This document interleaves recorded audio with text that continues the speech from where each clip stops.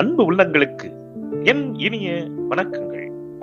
ஈழத்தவர்களின் மண்ணில் இருந்து கடலோர வாசலில் வரும் ஒரு ருசியின் வரலாறு.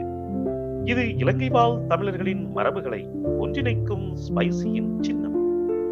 ஒரு வானொலியில் எண்ணெய் ஊற்றி வெங்காயம், பச்சை மிளகாய், இஞ்சி பூண்டு விழுது, கருவேப்பிலை எல்லாம் சேர்த்து நன்கு வதக்குங்கள். பிறகு அத்துடன் மஞ்சள் தூள், மிளகாய்த்தூள், மிளகுத்தூள், உப்பும் சேர்த்து கிளறிக் கொள்ளுங்கள்.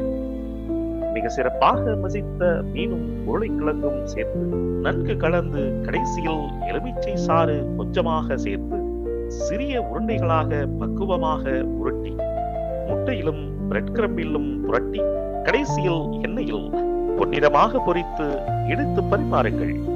ஒரு கட்லெட், பல சுவைகள், ஒரு பாரம்பரிய உணவு கதை. நான் உங்கள் டாக்டர் ஜெஃப்ராம். இது குளோபல் பைட்ஸ்.